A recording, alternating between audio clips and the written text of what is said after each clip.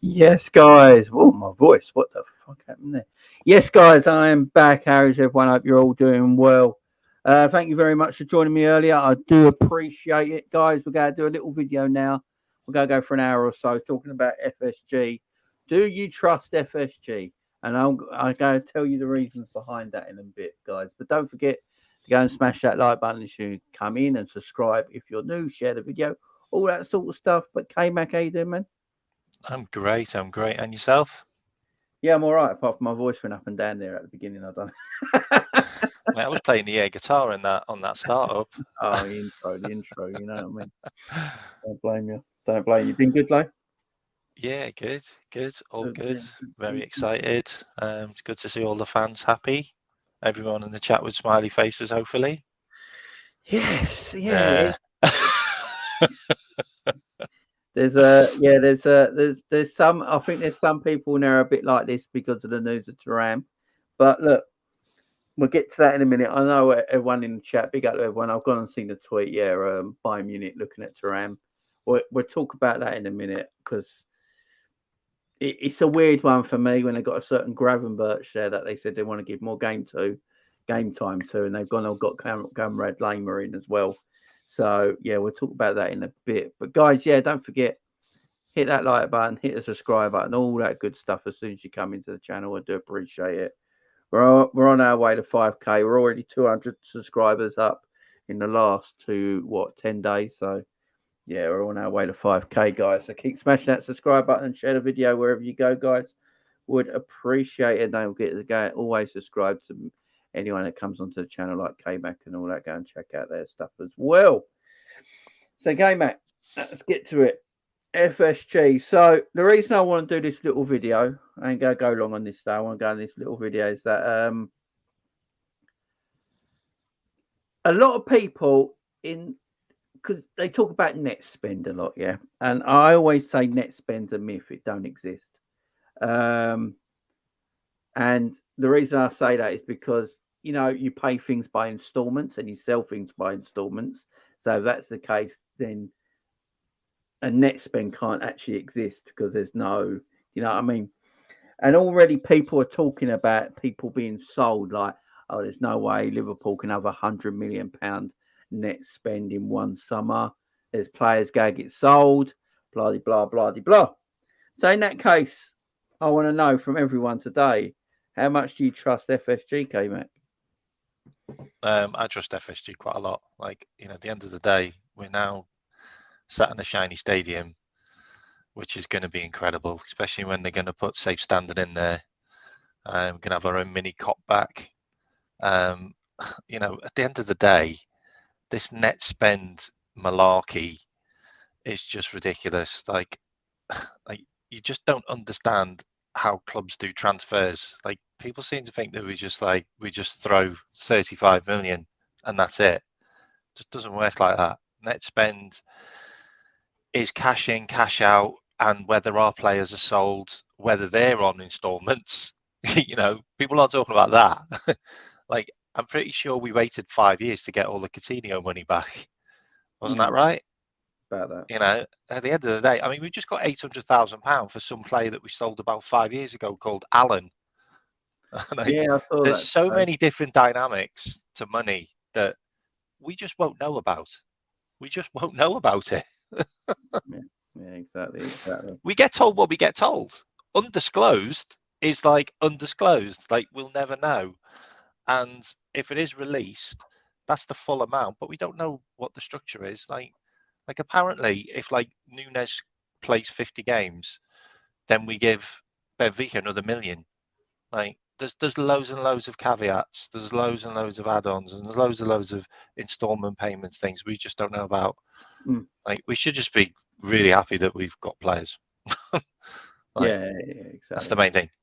I agree. Big up the chat. Big up Bailey. How you doing? Well, my friend. Hope you're doing well. Yeah, I mean, look.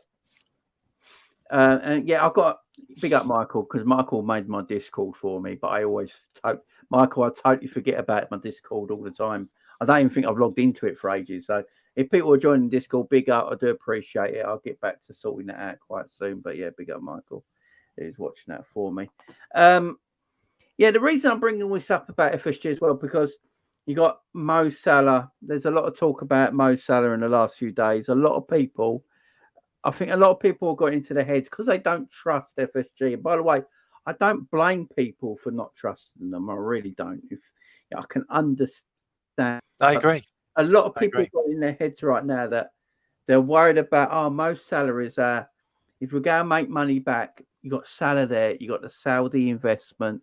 The Saudis have made it quite obvious that they would love Mo Salah to join their league. I mean, it's an obvious, an obvious choice. He's the Arab king, for goodness sake. He's like, it's the most obvious one to go to Saudi Arabia, you would feel. But I don't think like Salah's ever going to leave Liverpool personally. But do you understand why people are a little bit nervous, K-Mac, about the situation? About they're not quite sure what FSG intentions are for the rest of this summer. Yeah, no, I totally understand that. At the end of the day, we're not privy to a lot of stuff that comes out. A lot of the stuff that seems to come out about our club is a little bit of a shock, or it's just media, or it's fan driven. We won't really know like whether the club is getting sold or whether there are going to be any investments probably until the last minute. Just like our transfers, to be honest, like they kind of just come out of the blue. We're only given a couple of days' notice. Yeah. If we can keep the Sabol transfer that quiet from everyone for as long as it has, for us to then just announce him, that's a testament to how well the club is run, as in the media department keeping things hush. I would say with the Salah thing, I don't think Salah will leave because Salah is driven by goals, by records, by becoming, the greatest ever goal scorer he can at our club, and the fact that he's just being given a massive contract. He's just being made the highest paid player at Liverpool. All those things mean a lot to Salah. He's the kind of player that he's got integrity. He's loyal. He at the end of the day, he probably won't ever quit for Egypt. He'll probably be playing for Egypt when he's 40.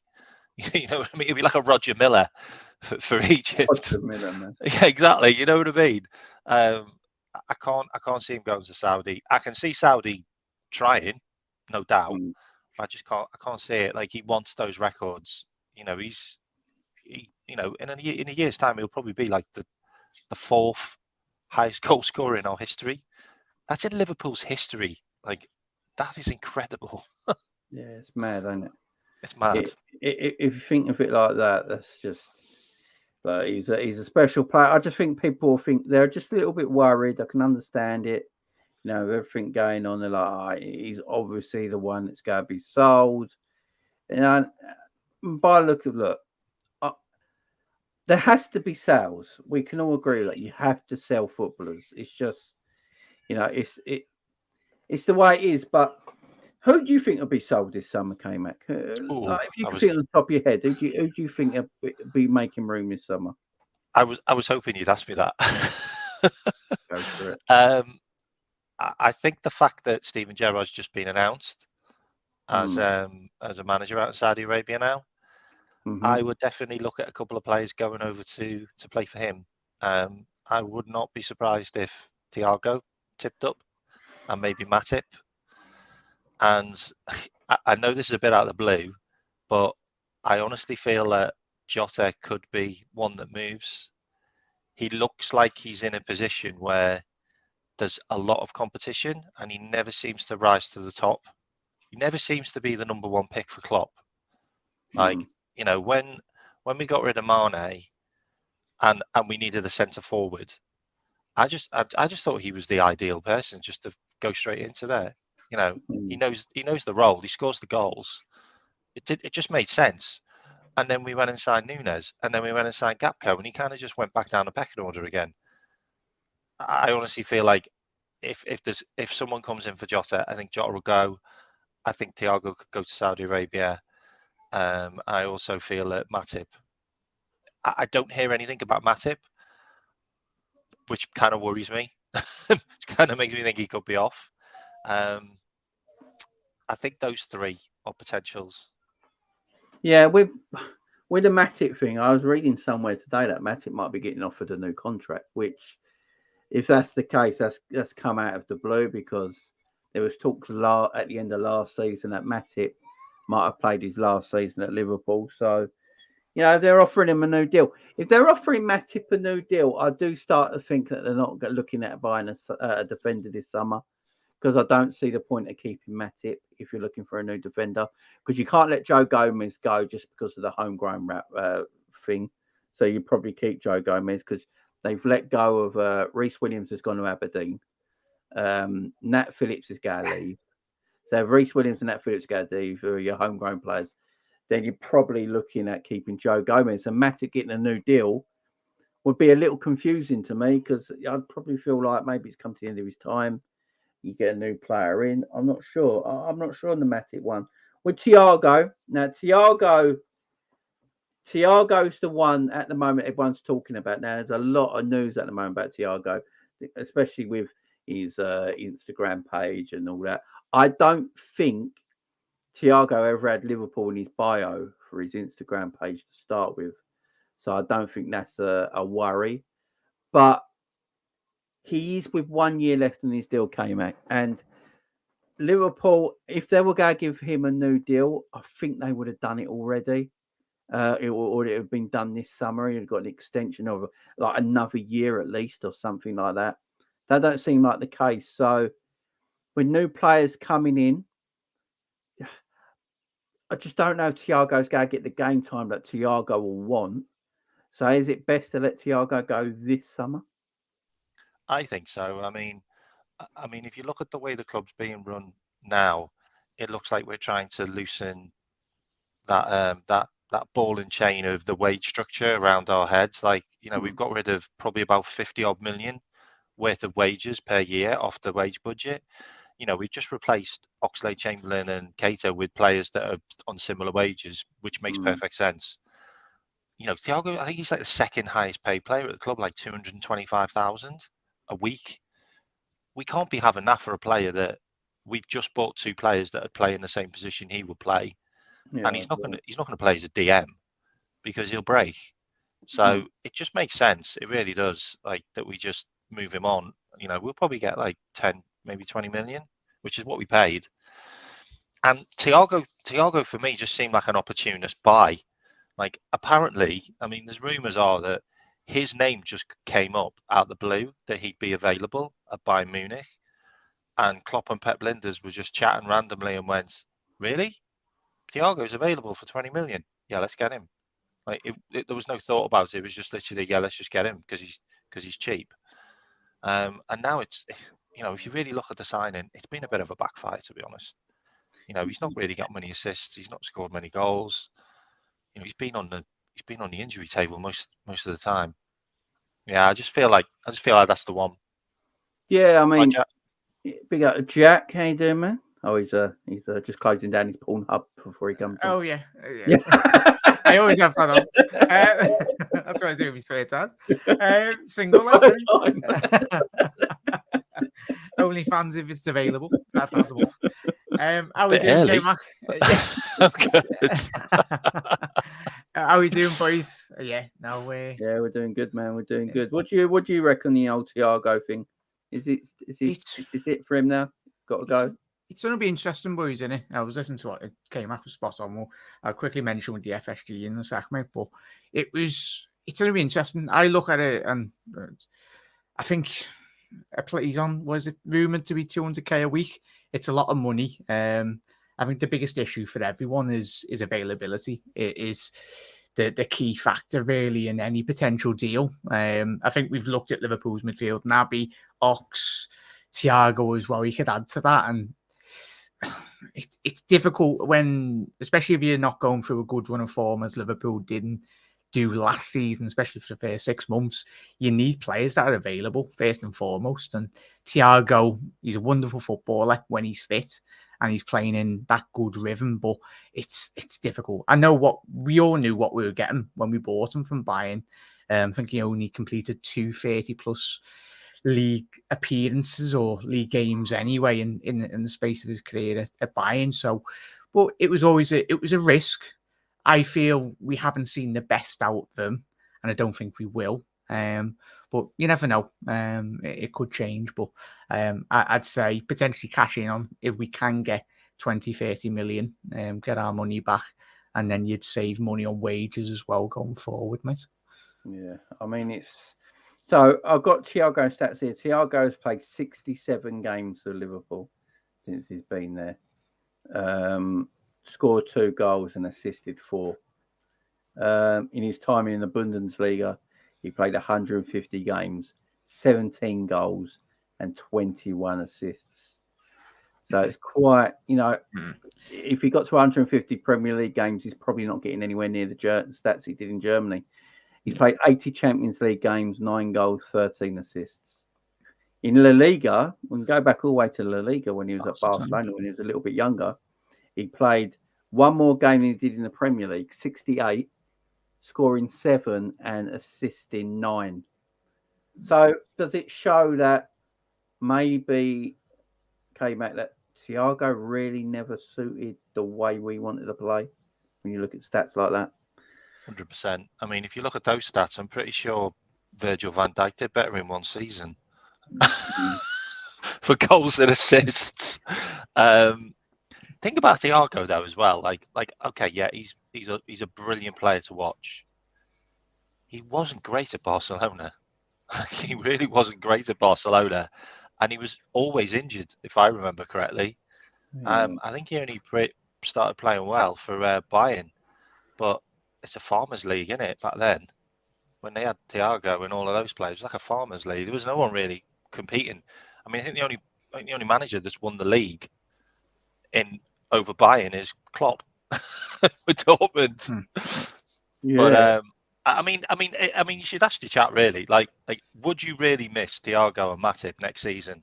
In all honesty, like that's a huge amount of wages off the budget and possibly 40 million. Like, would we really miss those two? I honestly don't think we would. I mean, he played 100 games for Barcelona, scoring 11 goals and assisting 20 in that time. He's played 97 games for Liverpool, scoring 3 and assisting 6.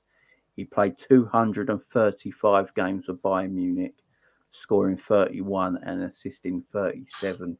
Yeah, massive difference for Bayern. Yeah, Bayern was. To be fair, I think when you look at Thiago's career, his peak levels were at Bayern Munich. Yeah, I remember watching that Champions League final that Bayern Munich won. He looked like the best midfielder in the world. He just looked, and then we bought that Thiago after that game. Now that was his last game for Bayern Munich, and I remember the uproar in the Liverpool fan base like, "We're getting that Thiago," but unfortunately, we got that Thiago, and we don't play him. I don't think we've ever played him to his potential and his ability in his position. You know, you look at where he plays. He likes playing in a double pivot. He likes being the man who has the freedom on the ball, and then he can look anywhere and find the pass. We know that. But in Liverpool, set up in a 4-3-3, you got to be that sort of hybrid 6, hybrid 8. You got to press. You got to drop back. You got to run a lot. It just don't suit him, does it, Jack? You know what I don't get about the Thiago conundrum with Liverpool? Yeah. I just don't understand why we never played him on the right. Like the right-sided role was far more attacking. It always has been. I don't understand why we never played him in that position. Like, I don't know why he had to always be on the left, because he's always on the left. Like, he could definitely play on the right, and we might have seen a completely different Thiago than the one we played, which was basically David Batty. Yeah, no, it's spot on there, K-Mac. I think it was part of that was in relation to Naby Keita, another player that wasn't, because I think when I remember going to Naby's first game against West Ham at Anfield all those years ago when he was utilised in certain situations as a left winger and a left central midfielder. But yet again, boys, the whole of our midfield, and hopefully in the next 2 seasons or whatnot with the players that we've brought in, we just see a bit more of a consistent basis, really, mate. And it was that thing, as you alluded to there, Jay, before, the classic saying, Thiago turned around a couple of years ago, he said, Klopp's taught me how to run. That's not what Thiago's game has been fundamentally for the last 10 years. He's more of a maestro. He's more of a Luka Modric, someone that likes to control the tempo of the game, and he allows other players around him to do the running, or vice versa, make the other team do the running round him, really, and put them on the back foot. Yeah, it was a weird comment, and it's not what you want Thiago to do either. You don't want Thiago to run, do you? This is the thing. You want Thiago in space to be creative. And like Thiago, look, with the assists and goals of Thiago, I don't really look for that so much, because he is that sort of pass before the pass, saying he's the one who creates the opportunity, a bit like Xavi Alonso and stuff like that, and is the creative spark in that midfield. But we never really allowed him to be that creative spark in our midfield, did we? And yes, people will talk about the season when we went for the quadruple and he was a big part of that team, but you know, he fell to bits in games like the Champions League final, and he weren't fit for it. And we started with him, but he said he couldn't feel his feet in that game. And, you know, things like that, the important games, unfortunately, Thiago's not around for. And do we actually want to go into next season keeping Thiago and we get to mid-October and he's out. He gets injured. He's out for 12 weeks. It's one of the. Yeah, I was going to say one of the lessons that we've hopefully learned as a fan base and as a team. Last season was an absolute car crash on many of occasions, whether that be board level, pitch level as well. Every element of the club, even the club doctors, we weren't too sure who was in charge at that time. Really, it's hopefully. And Jurgen Klopp's definitely, like all of us, banged his head against the wall on countless occasions, hence why he's been so proactive, really, in the transfer market over the last couple of weeks and bringing the calibre of player in. I don't want to be going in. I don't think any of us want to be seeing a season like we did a couple of years ago when we had Hendo and Fabinho centre-half. For a club of the magnitude of Liverpool Football Club, that is absolutely disgraceful on all, like every sense of the word, really, because we were functioning as a club that was mid-table, in all honesty, in terms of the transfers. And that goes back to, obviously, the key points at the top of the show, mate. We could have spent a little bit more, but I think it wasn't just the owners. It was down to Klopp and the people around him as well that allowed that situation to very much get to the forefront in reality. Yeah, I mean, go on. Klopp said last season that he realised and he understood after how bad we've been this season that he couldn't rely on people, and he's a player that he can't rely on. I'm sorry, and I would say a huge portion of that is injuries. He can't rely on players to be there when he needs them, and that's the reason probably why the likes of Keita, Ox never got new contracts. And, obviously Milner, he tried to get a new contract for, but you could always rely on Milner. And you could always rely on Milner. I was a massive Milner fan myself, but we needed to move on from that. And I would definitely throw the likes of Thiago and Matip into that group of players that you can't rely on. You can't rely on them to play well. You can't rely on them to be fit. You can't rely on them to stay fit. That's kind of what we need to move away from now. And I feel with these players that we've signed, touch wood, have never been injured to an extent of the injuries that we've had with other players that we've signed. At the end of the day, Thiago was an injury-prone player when we signed him. That was always the case. So we knew what we were getting. And Oxlade-Chamberlain was as well. Like, we knew what we were getting when we signed him. I just feel that we've moved on from that now. And him learning from those lessons that he's already mentioned in previous press conferences, that I just think those are the types of players we need to categorise in that list of, you can't rely on them. Oh, yes, that's fine. I mean, it's a mad one with Thiago because he's a fabulous footballer. And if Thiago can stay fit for a whole season, and I know he won't go get injured. There's a lot of talk about, I'll keep Thiago around because of his quality if he only plays 20 games. He's that good. I'd want him to play every week. I don't want him to play bit part because he's that good. But as Trent taking his role now, you see the way Trent's playing in this inverted right back position. He's going to come into an area of the pitch and do exactly what Thiago does, yeah? But Klopp can rely on Trent more because his body's not broken down and he's far younger. Do you think that's what Klopp might be looking at, Jack?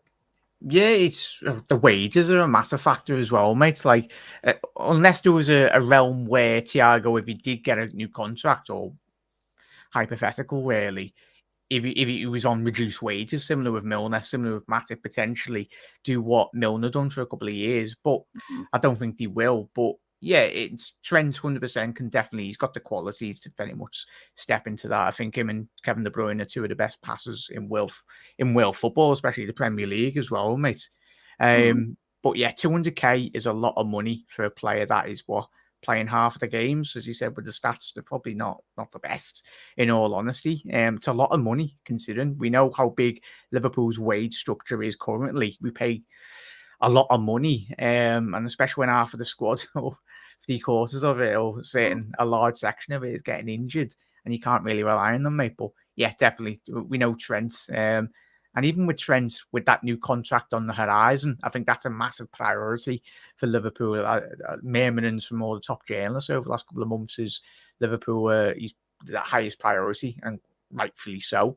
That could potentially be a contract that could tie him down in terms of any potential captaincy as well. We spoke about that last night, didn't we, Jay? In terms of that down the road. So yeah, it's certainly an option, and it's definitely one that we should be, of course, because I'd not hoped that Liverpool would ever put themselves in a position where they'd let Trent run his contract down. I don't doubt it'd happen, but it's never say never. But it'd be we've seen certain other players, but I know he's the Scouser captain, potential captain as well. But that's another show for another night, mate. But it's I think now I think I've come to a point really where I'm just sick of relying on certain players in this squad and really being let down in terms of a physical and a selection point of view as well, really, mate.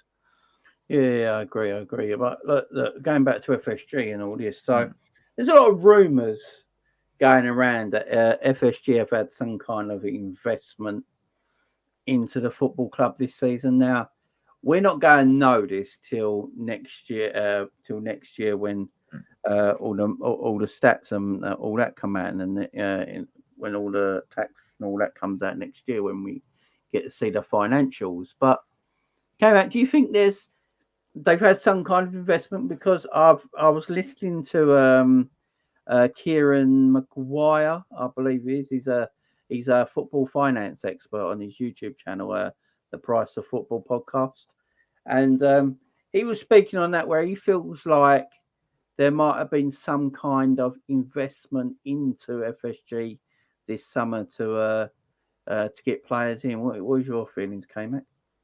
So the whole investment thing is, I actually think that the influx we've got now is probably off the back of the Red Bird group buy-in, which was like 800 million, and it was like I think it was like maybe a 2% purchase of the club, which was last year or the start of last year. So I think there's an element of money which has probably come from that. There's an element of money which has probably come from Nike, by the way, because of the LeBron James stuff, because there's all kinds of merchandise all over the place, which I bought as well because it looked brilliant. Especially that hoodie. That hoodie's incredible, the black hoodie.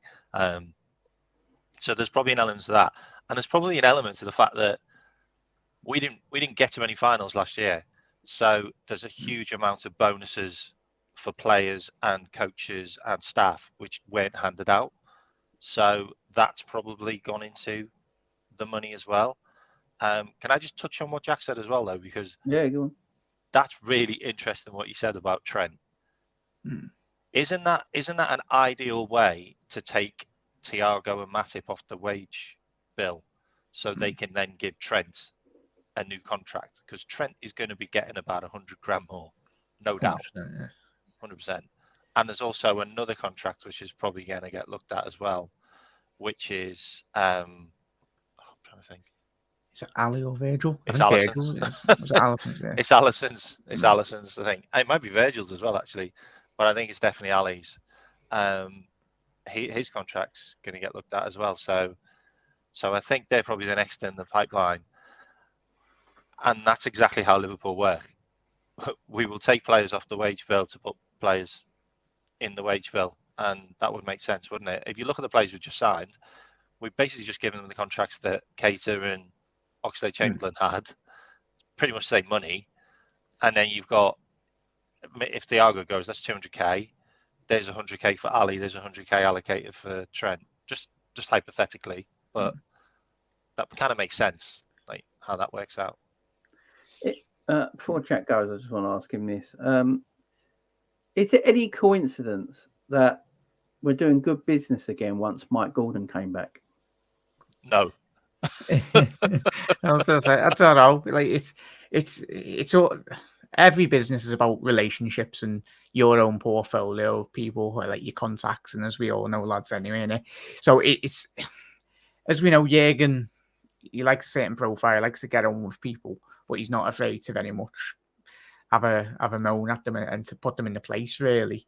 I don't think so, as K-Mac said there. But football is a very funny game, innit? But as I said, it's about time, Liverpool. We are good operators, and we've got to give FSG plaudits as well in terms of the football and operation of the football club. The new stand, as much as people go, oh, new stand, but it's a money generating. It's another branch to your football club. If you cut off that, then you're not going to be losing so much expenditure. But that pays for the wages in a lot of big business as well. So the club merchandise all around the world, everything ties into everything, really. And as much as we don't like it, they are fantastic operators in a lot of those fields. Because you look at how far behind Liverpool Football Club were behind Manchester United for the last 15 years, really, in terms of their commercial revenue. Them and Real Madrid. That's why it makes me laugh how mad that City have caught up. Fair play if they actually have done it legally. Fair play, because that's a big feat in itself. But in terms of Jurgen Klopp, yes, he helped us get to the top of European football and the team as well.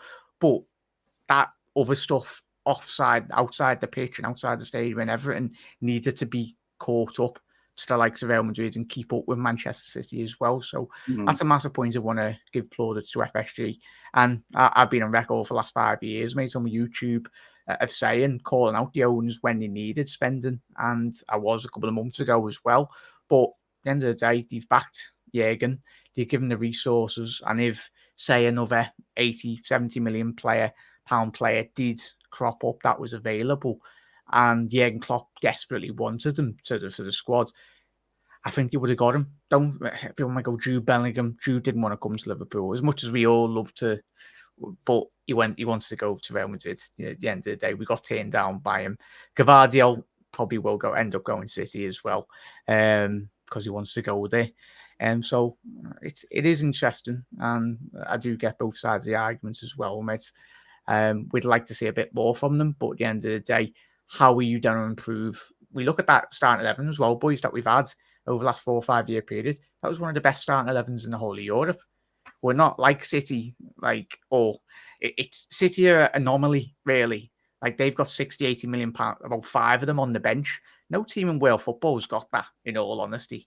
Let's be honest, unless you're a Real Madrid and you went through a Galactico spending spree as they did in the 2000s with the talent they had. And even when they had Kaká, Ronaldo brought him in, Benzema from Lyon, a young lad as well. So, yeah, it's interesting time. It's interesting period. Definitely, man. Definitely. Look, I know you got a shoot. Yeah, massive. Coming on. Yeah, massive thank you for having me on, mate. K-Mac, great to speak to you and meet you for the first time, matey. Yeah, I'll sub to your channel, mate. Okay. Yeah, big up, mate. Nice one, matey. Lads, ladies, have a good weekend, and I'll speak to you soon, Jay. Cheers, matey. Can I just touch on that for a second? Yeah, right? Go for it. So that was really interesting what Jack kind of went into about the whole historical side of things. What we have to look at as well is, like, I'm 45. Okay, so I've been watching Liverpool a long time. I've gone through the Moores ownership, and then the Hicks and Gillette, and then obviously FSG.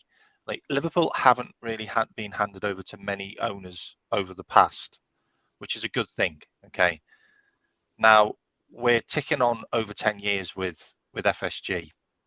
Back in the 70s and the 80s, we had no investment whatsoever into the club, as in infrastructure wise, and we had a really downgraded, decrepit stand over the 80s. We really did. And I think we had an update in the 80s, which wasn't a huge amount, but it was literally just upgrading the infrastructure.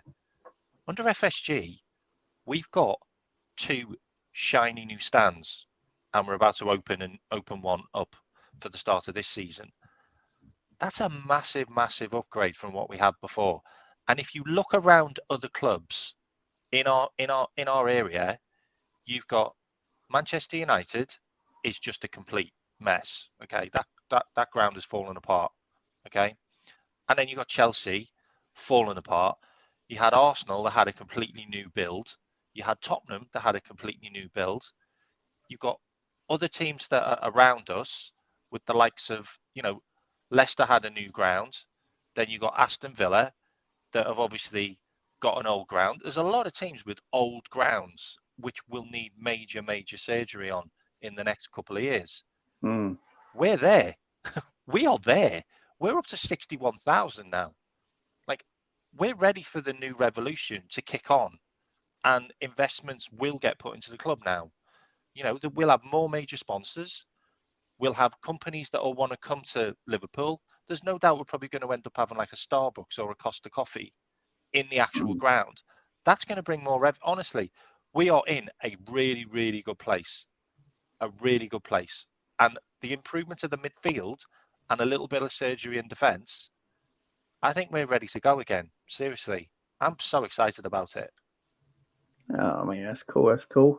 I mean, look, people will go have their say on the stadium and stuff like that, and I get it. And the training ground saying they didn't spend their money to build it, but if you're the owners or something, you don't always have to spend your money. You're still the owners and still put that process ahead of. So I can understand the arguments there why people still don't trust. The whole of spending your own money is the thing I always look at. We'll never know, but there ain't many owners in world football that actually spend their own money on transfers. I think Roman Abramovich was one of the real owners that did just spend all his own money. He's just a unicorn. He was a unicorn, let's be honest. You look at Man City. Man City got all these charges for a reason. The Aguero signing was done by Emirates Airways. Not always. Well, this new mystery figure, isn't there? Yeah, and a mystery figure sponsor that bought some players, to stop FFP and all that sort of stuff. And yeah, you look at the Inter Milan owner. He spent his own money, and now Inter Milan are in money problems because of it. Juventus the same. So Barcelona. I'm not always in the thing that the owner has to spend their own money, but what they have to do is unleash funds. Unleashing funds is completely different to spending your own kind of money. The only ones that are doing that are really state-owned, owners, that are coming in and got unlimited wealth. It doesn't really matter to them. Man United have spent more money than anyone in the Premier League history. 1.3 billion or whatever it is, even more than Man City. And they're not state-owned. And the Glazers don't put their money in their own pocket. But what they do is they unleash the funds. And that's the difference. And that's what the fans get worried about is that, we know for a fact that this football club brings in a lot of money. The brand of Liverpool Football Club, and brands are massive nowadays. Brands are ginormous. And, the brand alone will bring sponsorship, will bring money to you, and stuff like that. And look at Prime, for example. It's a terrible drink, right? It's a terrible drink. And it's got two absolute lunatics that are behind it, right? And now they're on Barcelona sponsors. They're on Arsenal sponsors because they're a ginormous brand and they want part of it. Liverpool are like that. They're a brand. So they're always going to create sponsorship, revenue, commercial revenue, all this sort of stuff that will bring in money to the football club. And when people see that, Liverpool got this sponsorship now that's going to bring in this much money a year. Liverpool got this sponsorship now that's going to bring this much money a year.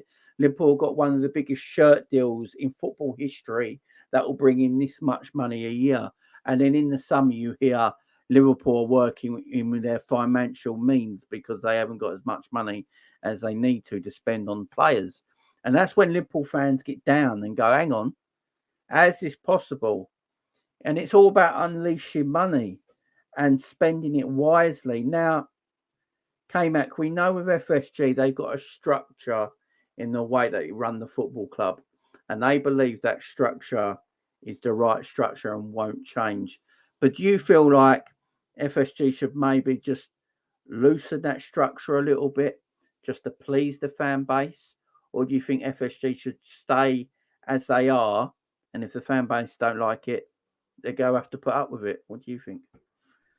I think the purse strings will be loosened now. Look at the end of the day, like when we were in a position of power, when we won league titles and we won cups, and we had a lot of prize money and we generated a lot of revenue, we should have spent some of that. Like, there's no doubt. Okay, I'm not a person saying that we didn't need any defenders or midfielders, because we did, and FSG should have backed that. But we just don't know the dynamics. We don't know whether Klopp has said, like they said to Klopp, do you need anyone? And he just said, no, I'm fine. Like, I'll be okay to go again. Like, we just don't know, and I don't think we ever will. But we should have bought when we were in the right moments and the right power to buy, and we should have improved the squad 100%. But if you look at it now, we've still been challenging. We've just had the worst season we've ever had under Klopp, and we finished 5th. And we were probably 2 games away from getting top 4 again, which I'm glad we didn't, because we might not have seen this spend that we've got now. However, we've now got a new stand which is going to generate a certain amount of money because of the extra capacity. And then we've obviously got new sponsorship, which is going to create more money. And all of this goes back into the club, and it goes back into the transfer kitty, and it goes back into wages. So I feel like we're going to move in the right place. But you really do have to ask yourself as a fan, what do you want? Do you want your club to be stable and be able to survive and be able to compete and never have any issues with FFP, never have any issues with loan payments and owners taking money out the club and making bad decisions? Because we don't make any by the looks of it, and it looks like we haven't made any bad decisions financially. Or do you want a club which is got loads of money coming in from all over the place, players coming in and coming out, massive egos all over the place, wage structures just all over the place, uncertainty on what's going on, and the fact that you might see your owners in the news for issues in their own countries, because they do come from those kind of countries where they do have human rights issues and debt issues. And, you have to look at those two sides of the coin. What do you want? The middle ground isn't really there. Like, we have this side with FSG, this side is state owned.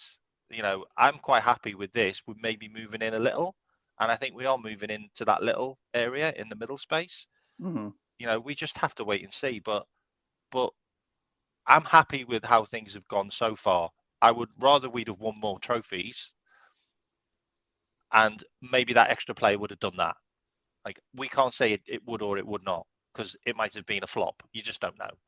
But where we are right now, I'm excited about, and that's kind of what I'm looking at. I'm looking more towards the future than the past. Yeah, look, I agree with that future and past comment, definitely. Big up Gang and Deep, big up Super Chat, my friend. I do appreciate it as always. This reminds me of the 18 season where we spent to get the squad good enough to get back to the top. Will Liverpool sustain this by spending on top? Hence why I'm going to not have the rose tint glasses on. Look, I agree with that as well. I agree. Is that this is the thing.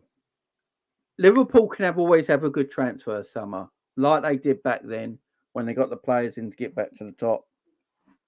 Liverpool could have a good transfer window this summer, yeah, and a lot of people might start to turn back onto FSG and go, look, see, they are doing the right business and this sort of thing. And then it comes to the following summer and there's no transfer activity again. And that's when everyone's going to be like, this is why I'm saying, do we trust them? Because, yes, this summer could be good. Thuram, apparently the rumours of Thuram to Bayern Munich are rubbish. The Bayern Munich are not interested in Thuram at all. One thing I will bring everyone right now is that Arsenal apparently are about to bid for Lavia. So it all depends what Liverpool go do there. If Arsenal go and get Lavia, I think Liverpool will go and get Thuram.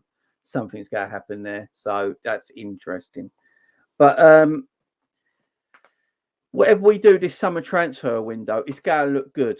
You know, McAllister, very good midfielder. Dominic is a very good midfielder as well.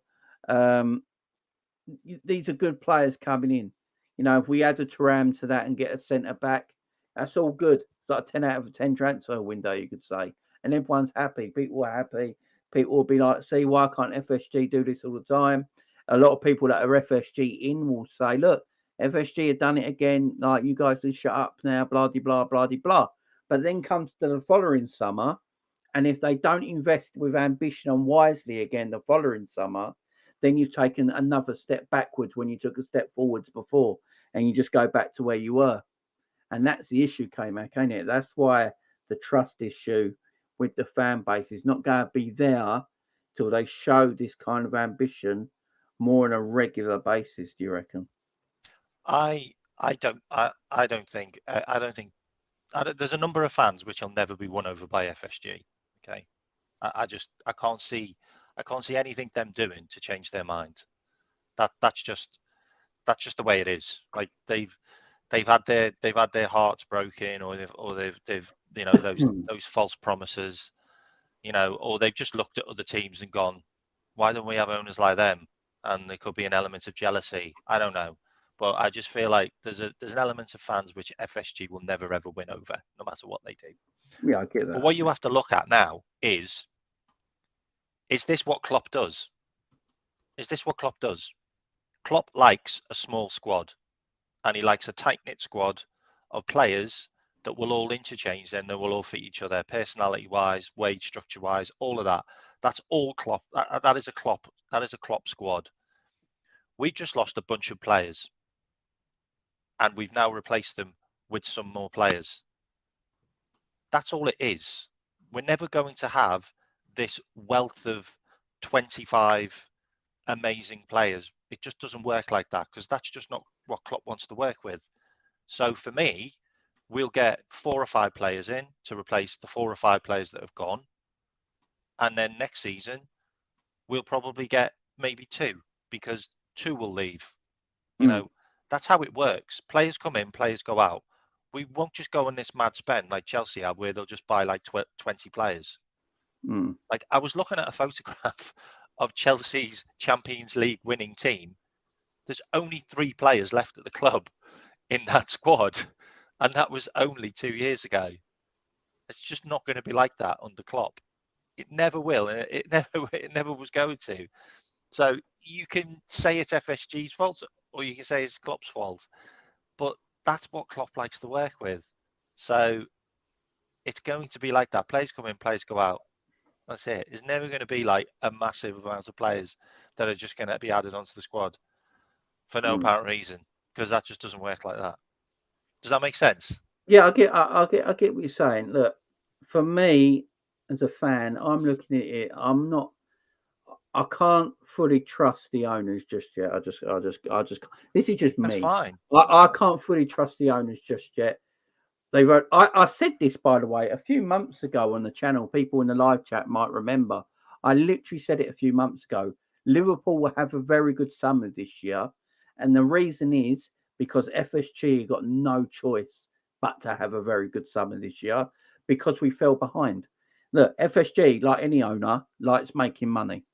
They like making commercial revenue. We've already heard one of the directors of FSG that has said that commercial revenue is the main thing for growth. Yeah. So if the main thing for growth is commercial revenue, Liverpool can't afford to be finishing 5th and 6th every year. So they need to get back into the top end of the game. So that means they had to spend this summer. They had no choice to get these players in and give players that Klopp wanted. But if they do it again the following summer and they show the ambition they're showing right now, my trust in them will start to get a little bit better. But I can understand everyone's worry, you know, about everything. I can. That, like, I think people will get to, I think some people, some fans, and not all fans, they get a bit funny about players being sold, which I've never understood, because you have to sell players. It's part of good business. That's been a Now, massive as we problem, said at the not beginning of selling the show, players. yeah, it all depends what the players are. So if Liverpool sold Mo Salah this summer, obviously there'll be outrage and people will go, look, told you we spent 100 million, but FSG wanted to make back their money, so they sold Mo Salah. Look, The net spend conversation will come back in. Yeah, and if Mo Salah, look, if Liverpool got offered 150 million for a 31-year-old Mo Salah, I wouldn't blame the club for accepting that. Now, I'm not going to say it's right and they should do it, because I don't think they should. I don't think Mo Salah should ever be sold. But if the club got 150 million for a 31-year-old Mo Salah, I wouldn't go on the club they were out of order for accepting that, because that's really hard to turn down for a 31-year-old footballer. But for me, you shouldn't sell him, full stop. You know, I'm all for making money back on what you spend, because that's good business sense. You know, there's nothing wrong with it. Real Madrid have done it for the last 5 years. You know, everyone makes out it's just Liverpool Football Club. Real Madrid, the last 5 years, have sold more than they spent for the last 5 years. Man City have done it for the last 2 seasons. They've sold more than they spent. Now, there might be reasons behind that, because they're trying to get everyone off their back. But, you know, they've done that. So I don't mind that sort of thing. You know, and people selling and things like that. But, you know what I'm saying? So it don't bother me, that sort of thing, K-Mac. Let me just get some in his chat. James, let's go outside and do some activity. What? Whoa. Hang on, Jamrock, you're in here as well. What? Jamrock, tell me what I've said wrong. What have I upset you about, my friend? Jamrock, let me know what I've done to upset you there, my friend, because I don't know what I've just said or done there to upset you. But please let me know. I don't know what I've done to upset him there. FSG don't have ambitions and never will. Look, this is people's opinions, man. Everybody's entitled to opinions. That's what these chats are all about. I love this. I thought that weren't addressed at you, Jamie, and the statement was cut off. No worries, Jamrock. Because I was about to say to Jamrock, what the hell have I done? Because me and Jamrock are good, man. Me and Jamrock are good. That's what I was wondering. Did I just say something up to Jamrock? I was like, Jesus. Big up, Anna. Anna, how you doing? I hope you're doing well, Anna. Anna's a big Spurs fan. Van der Ven has agreed personal terms with Spurs. Yeah, that'd be a good deal for you guys. Big up my man Darren in the house as well, Dazza. Big up to you, man. I hope you're doing well, my friend. I hope you're doing well. Yeah, apparently Napoli has said Canate is there. They want to replace Thingy with who's going to Bayern Munich. Yeah, they're just that ain't happening. No chance. That ain't happening. Canate's already said that the Thuram's going to be his neighbour. You really think he's gonna leave when he's got his brother coming to him? Yeah, big up Jamrock. Yeah, I thought me and Jamrock are like that. We're good. I was about to say what's about. Look, the inner workings of the club. Fans are always going to talk about it, and I don't blame them. Look, I'm not going to tell a fan they can't be FSG in. I'm not going to tell a fan they can't be FSG out, because, as I said, everyone's got their own opinions. The people that talk about FSG out all the time, big up to them, because you know they're doing it for a cause, because they love the club and they don't feel like the club is being run the way they want it run. And I've got no problem with that. If you've got that time in your hands and that dedication on your hands to continue doing that, go for it, because it is still showing the love you got for the club. And also on the other side of that, if you're an FSG in person and you bang that drum about FSG in all the time, it just means that you got the same love for the football club the other people got, but you just see things differently and you have different views. You know, we've got to stop, because one person has a different view to, say, another person, that doesn't mean you still don't love the club the same as that person does. It's just that you see things differently and have different views, different political standpoints. You know, it might be a left winger, a right winger, you might be independent, you might be a liberal, you might be all these little things, but you believe in a goal.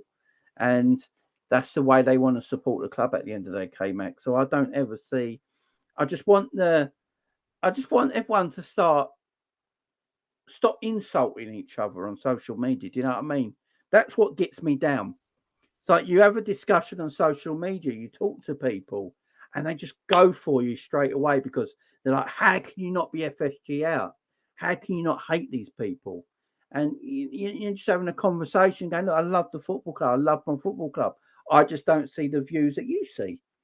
And that's all I want. That's all I want. Do you know what I mean? It's crazy as well because like there's genuine people who think that I'm FSG in so I can actually like anger people, so I can get people send me abuse on the chats when I'm doing people's shows. Like, like I'm FSG in because I love my club and I want my club to be sustainable. And there's a really interesting comment that someone put in there. Am I state owned or not? I never want to be state owned. And my biggest reason for not wanting to be state owned is a personal one. I was in the army 12 years and I went on loads and loads of tours to state owned countries. Okay. And I've experienced what it's like to be in those countries. And I've experienced being around the people who live in those countries. And for me, I never want our club to be state owned because the people in those countries are treated diabolically, women, children, and men. Okay, more the women and the children. Okay, however, that's just my opinion. Everyone else is entitled to their opinion. Okay, like I was so happy that we got bought by FSG because we moved away from Gillette and Elliott, who just ruined the club. Okay, who wanted to drive the club into the ground and make us go bankrupt. Okay, and that always sticks in my mind. I will never ever forget that. Like I will never forget that moment when we almost went bankrupt. Like it was a very sad, dark day. Okay, and everyone's entitled to their opinion. Yeah, I agree. Everyone is entitled to their opinions. As I keep saying, the way you want to support the club, it is the way you want to support the club. Some people will be for state owned, some will be against it, some will be against this, some will be against that. You're never going to have, I don't think, in a massive fan base with the size of Liverpool Football Club, everyone's going to sing on the same hymn sheet because the club is so huge. There's going to be fans in different parts of the world will have different feelings and feel differently about certain things. So you're never going to have all the fan base singing on the same hymn sheet. It's just the way it is. But we just got to stop the insulting each other. This is my thing. I just want the fan base to know that we all love the football club, right? K-Mac is more maybe on the side of FSG than I am, yeah? Right? There's nothing wrong with that. I don't hate K-Mac, right? K-Mac don't hate me, all right? We're just having a civil conversation about the way the football club can be run. And I'm not here to persuade anyone left or right, by the way. I don't care, like whether you like them or you don't. It's nothing to do with me. And I don't trust FSG at the moment. It's as simple as that. And for everyone who comments after this video, especially a certain few people, I won't mention their names because I don't want to embarrass them. But listen to me carefully right now. I'm going to talk into the camera. Now talk to you guys in the comments right now. This is just for you guys, yeah? Right, let me put it on big screen. This is just for you guys, yeah? Listen carefully. I do not trust FSG right now. Yes, we're having a good summer, but they got to carry us on for the next 2 or 3 transfer windows, and then they'll have my faith again. I want Klopp in the club. I want the owners maybe still leave. Nothing's changed on that. I'm not kissing FSG's arse. It's called debate. So these people that comment on my videos constantly, I'm not going to name you, but it's called debate. You know, this ain't a communist channel where we all got to think exactly the same and have one brain. It's called debate when people are allowed their own voice and they're allowed to channel their own, whatever they want to say on my channel. You know, people can just say what they want and have their own beliefs. All right. Simple as that. Don't come at me. Don't come at me. And you just got to stop this arguing. Yeah, stop this arguing. I could talk to people on Twitter. I might not agree with their things, right? But I'd not go insult them. I still want the best for this football club. And Do I trust FSG right now? No, I don't. They've still got a lot to prove to me because of the last few years. And keep going like this, and FSG will have everyone on their side. Keep investing and getting the kind of caliber of footballer you're getting right now. And I guarantee that, and you keep doing that for the next 4 or 5 transfer windows, everyone will be on your side. Everyone. But look, can we trust them? For me, not right now. But big up to everyone. I appreciate you all joining me.